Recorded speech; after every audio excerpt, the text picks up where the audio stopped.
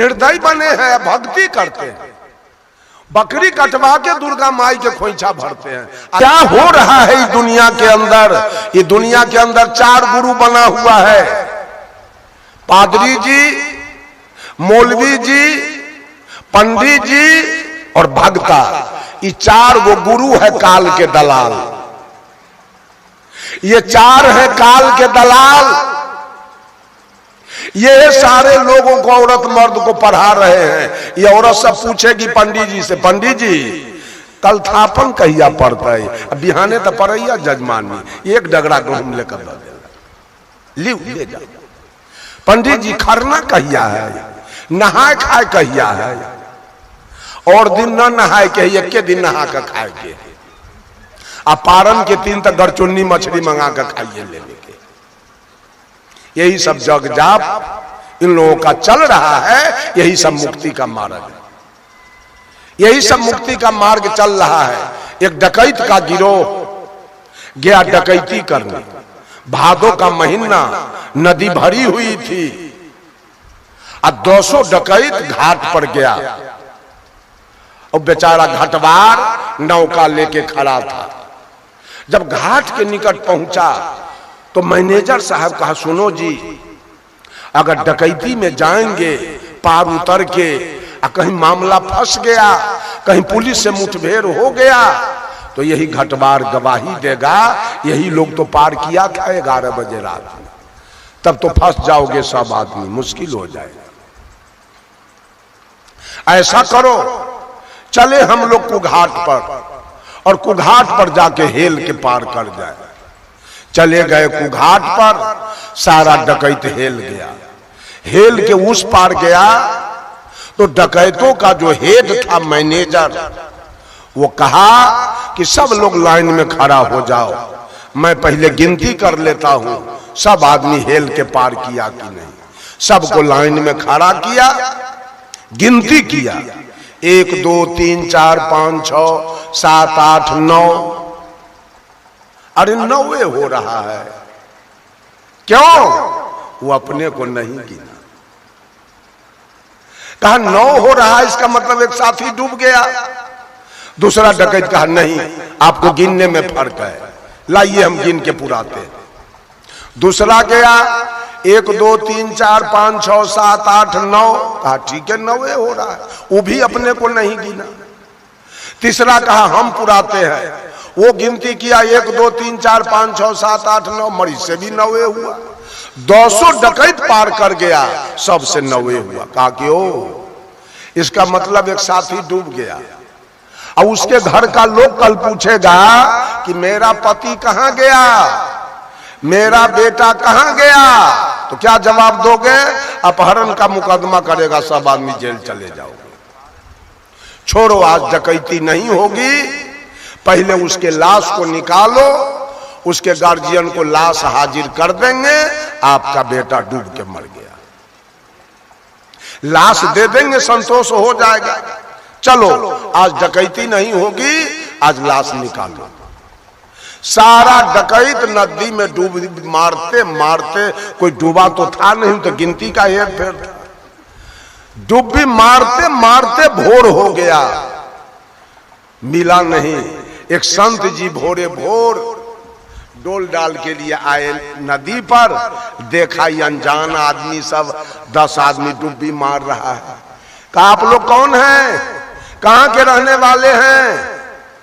कहा बाबा साधु से झूठ बोलना ठीक नहीं है, हम लोग डकैत हैं और एक साथी हमारा डूब गया, उसी को खोजते खोजते भोर हो गया है, वो मिल नहीं रहा।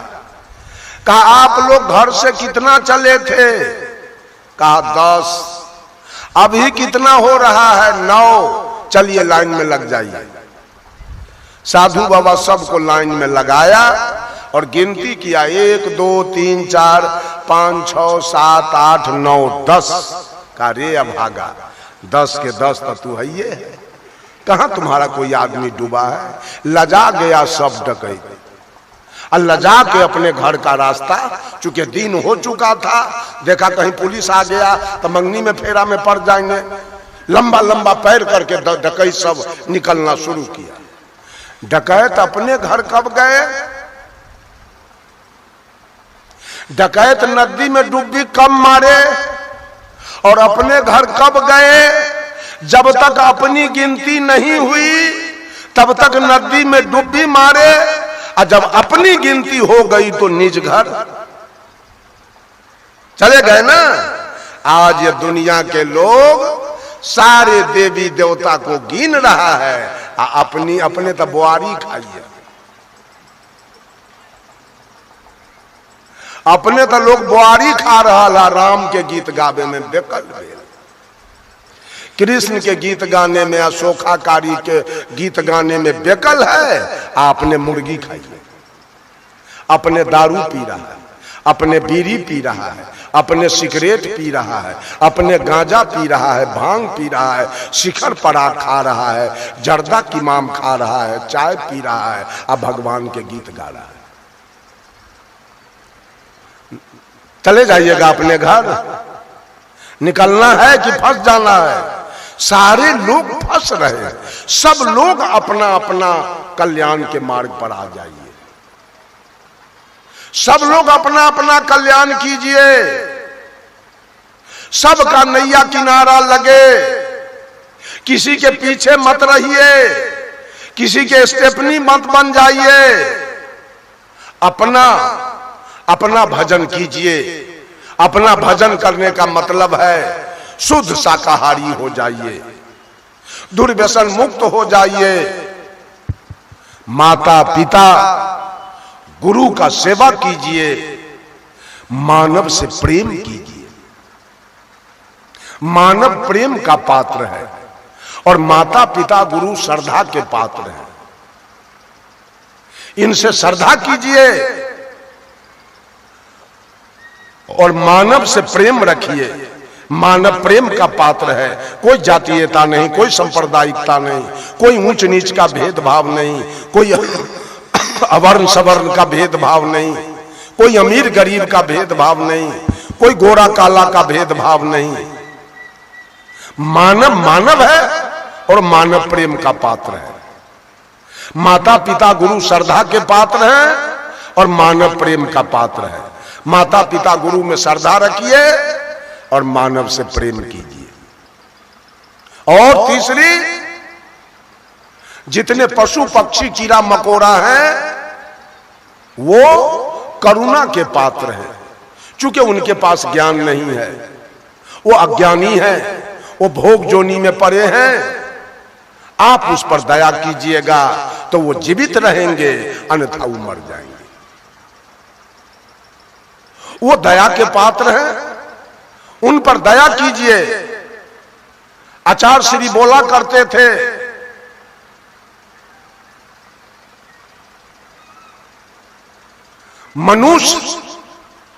मनुष्य प्रकृति से शाकाहारी, मांस उसे अनुकूल नहीं है।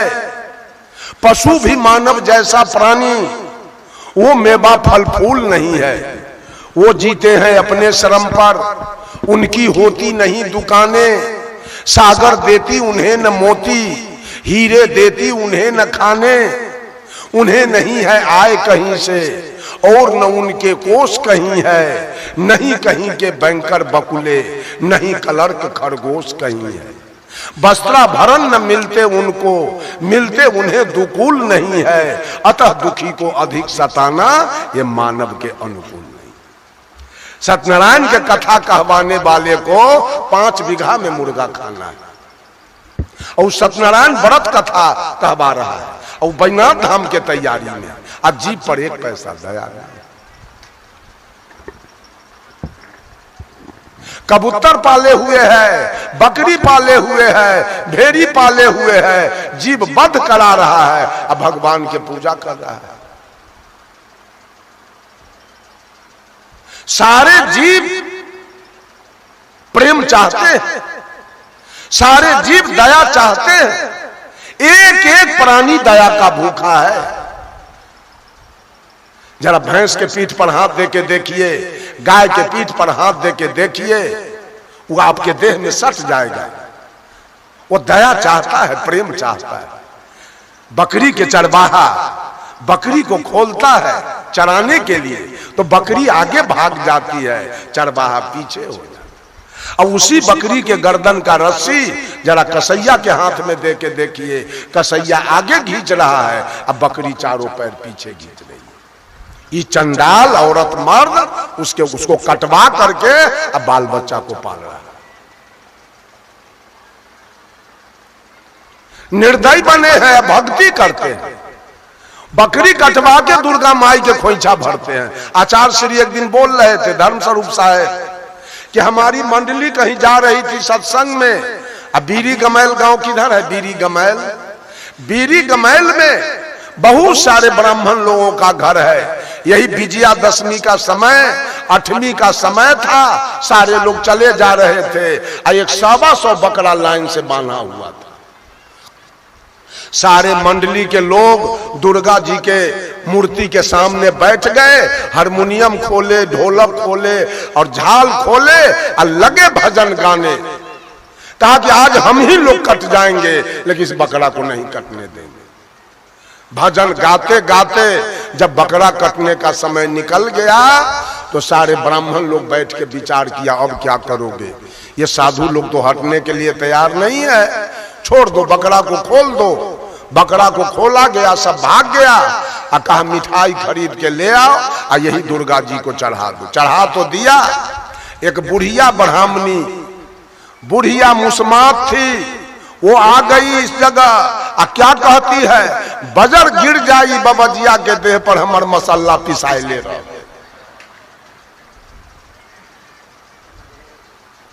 यही पूजा करते हैं, इसी का नाम पूजा है, हत्या का नाम पूजा है। कितने बकरे काट दिए गए। जब देवदत्त ने हंस को मारा था, हंस को बचाया किसने? सिद्धार्थ गौतम ने अपने गोद में लेके, और उसके बदन में जो तीर चुभा था उसको खींच करके सिद्धार्थ गौतम ने मलहम पट्टी कर दिया। आपने गोद में रखे हुए थे, हंस थर थर कांप रहा था डर के मारे। आ गए देवदत्त, कहा भैया ये हंस मेरा है, मैंने इसको मारा है, हंस मुझको दे दो।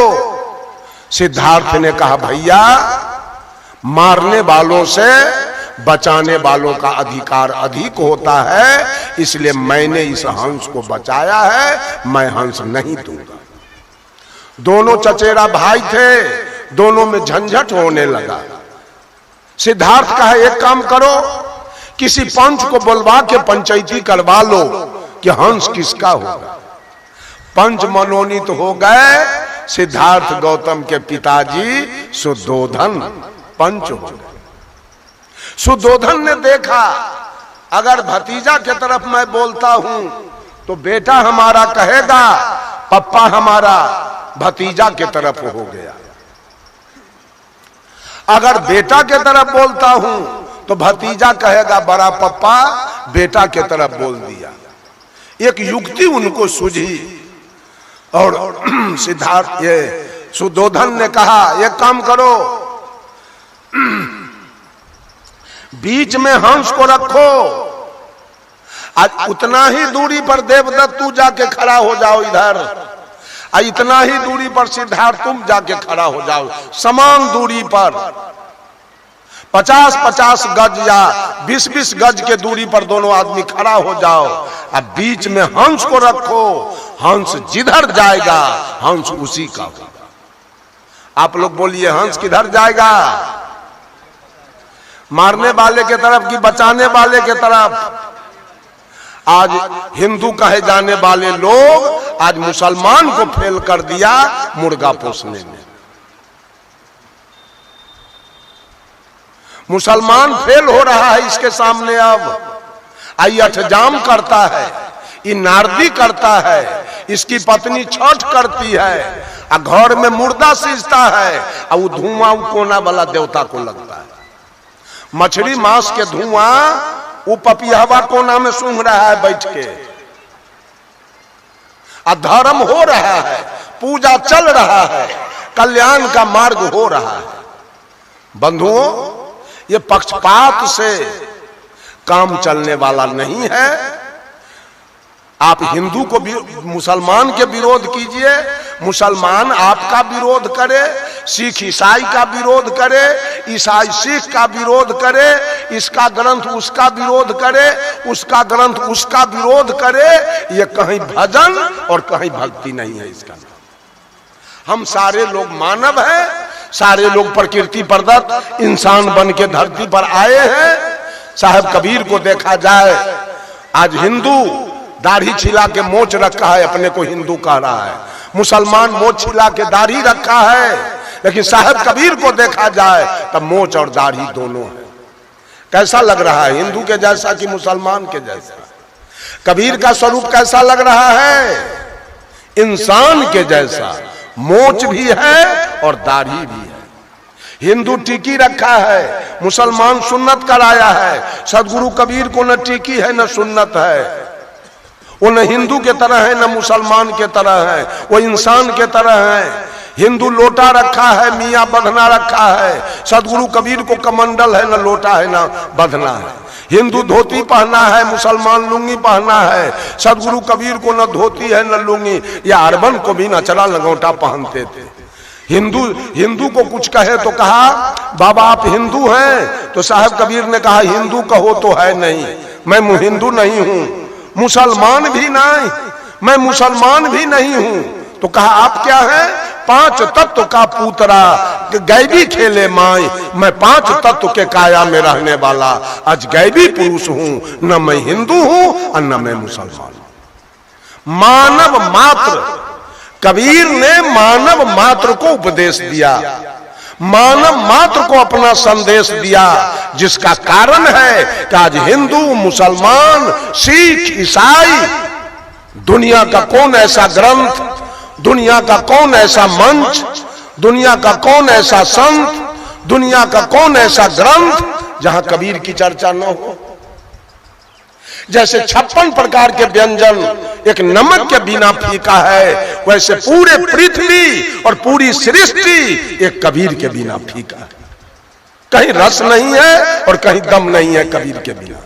ऐसे भजन करना है अपना कीजिए, पक्षपात करना है कीजिए, जो करना है आप कर लीजिए, लेकिन काम चलने वाला नहीं है, वहां सच्चाई नहीं है। सच्चाई कबीर की वाणी में है, निष्पक्ष हो जाइए, सबको मानव समझिए, सबसे प्रेम कीजिए, पशु पक्षी पर दया कीजिए, मानव से प्रेम कीजिए और माता पिता गुरु में श्रद्धा रखिए।